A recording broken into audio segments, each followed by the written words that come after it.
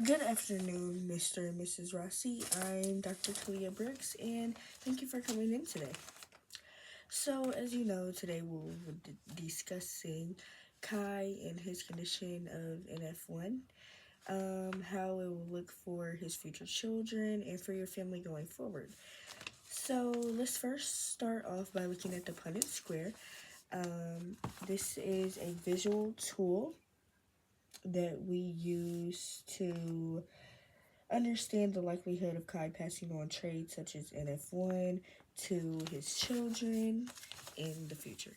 So the first example is the mutation capital N, lowercase n, which is the mutation of NF1 with a spouse that does not have the mutation, which is lowercase n, lowercase n. So with Kai having the mutation and the spouse not, that would have a 50% chance of the child having the genetic mutation of NF1 and a 50% chance of the child not having NF1. My second example is, of course, capital N lowercase n and capital N lowercase n, which would mean that both parents have the condition of NF1, which would make the child have 25% chance of being born without the genetic mutation and a 75% chance with the child having the genetic mutation carried on from both of his parents being dominant carriers.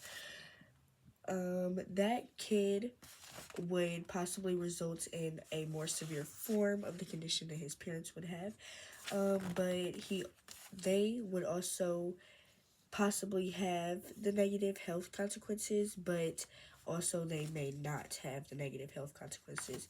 But once again, it is up to the parents to decide if they would like to have kids or not. I feel that the parents do not need to screen their genes because it is a waste of unnecessary money. It can cause arguments, draw red flags to both the parents and the family members in the family. It will make both parents overthink whether their kid is going to have it, whether their kid is not, and just overthink the entire situation of bringing joy into this world.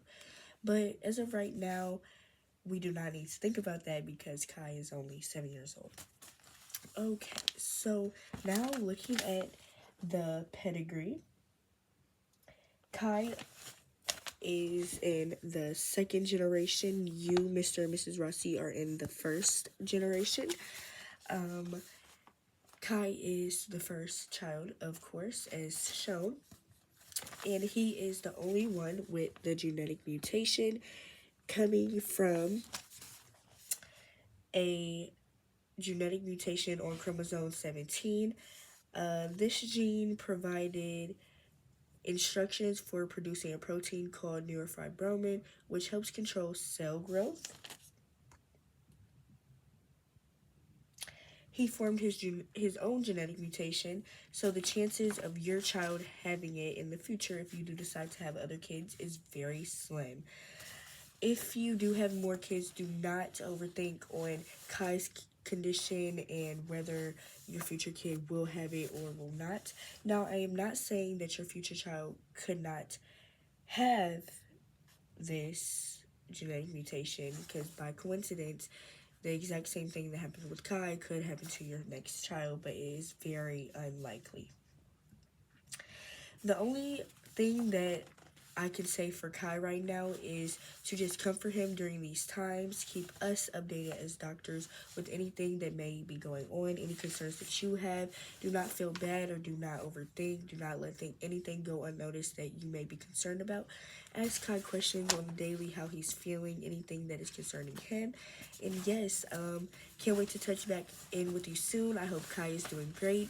And yeah, have a great evening. Goodbye.